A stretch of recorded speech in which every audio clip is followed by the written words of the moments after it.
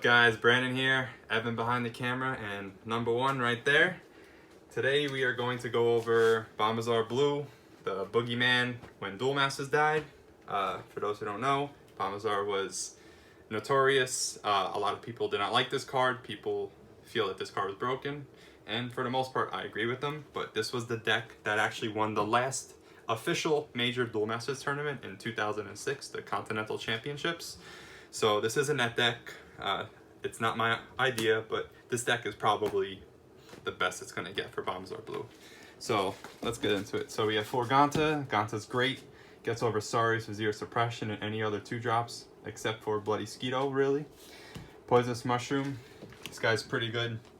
If you're playing another aggro or rush deck, he allows you to get your cards in mana early since you don't really care for your hand too much, and he allows soul swap tricks later on, so you can play him cheap, play a guy in mana and soul swap, because if you read soul swap, which is another pretty broken card that wound up getting completely banned in the Japanese OCG, soul swap allows you to actually cheat in a guy you can't afford to play. So for example, if you have 6 mana, or even if you have 5 mana in this argument, you play Poisonous Mushroom, play a mana in your mana zone, then soul swap, and you could put Poisonous Mushroom in and bring out Bombazar. So the synergies between Bombazar and soul swap are actually like pretty insane. So we have Essence Elf. A cool thing about Essence Elf is it makes your soul swaps and energy streams cost 2 less. I have mixed feelings about Essence Elf in here. Honestly, it could be cut for something like Quixotic Hero Swine Snout or so.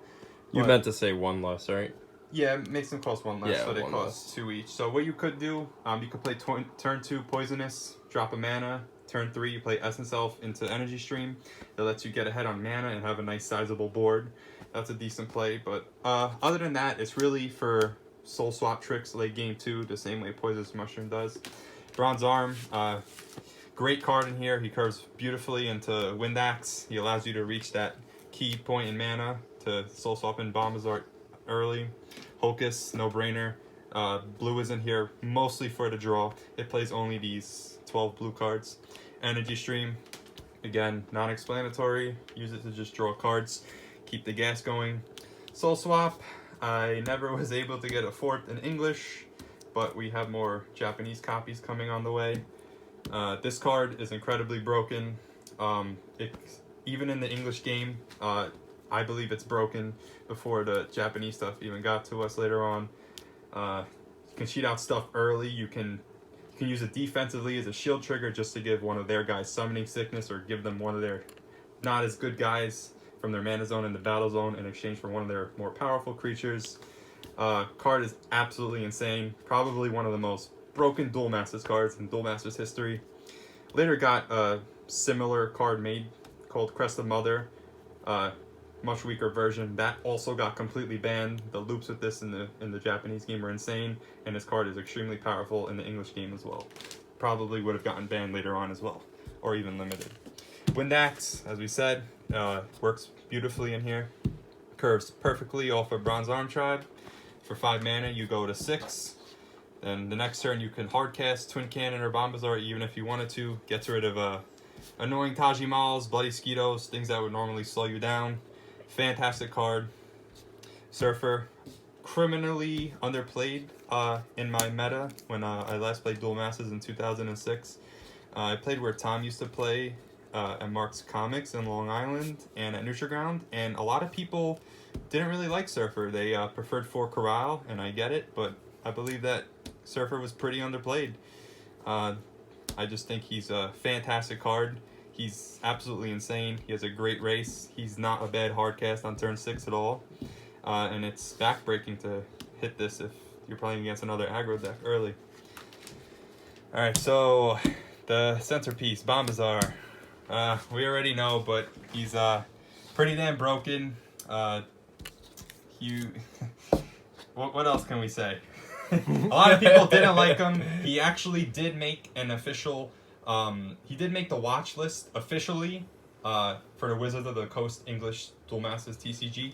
I don't have proof of that, unfortunately. I do have an archive of the website, but I can't. The archive wasn't maintained correctly. So, but Bombazar,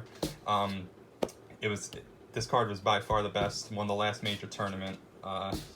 yeah, just a very powerful card overall. Definitely should have been banned before the game died. Twin Cannon, this is pretty self-explanatory. He's pretty much extra gas on your second turn or Bombazar. And that's because Bombazar kills himself, right? Exactly. So if you play Bombazar on his own, you want to play another Bombazar after, his effect states that he kills all creatures with 6,000 power other than himself. So he would blow himself up. So this is extra gas.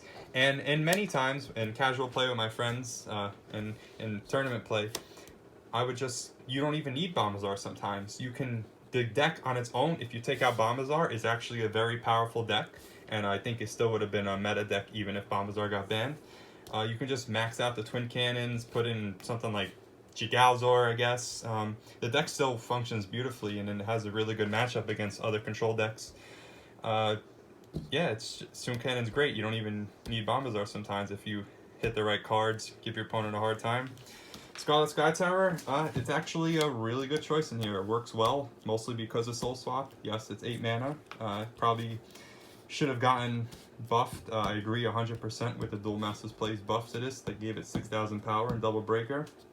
Unfortunately, he's not a dragon, so he doesn't get the dragon love and support from Kokolupia and company. But if your opponent ever should slam quite a few blockers on you and actually curve out and you don't draw well or whatever reason, you can just play Scarlet Sky Terror, clear the path 100%, and go for the game. So yeah, that's pretty much it. Thanks for checking out our video, and we're going to get working on a duel right now.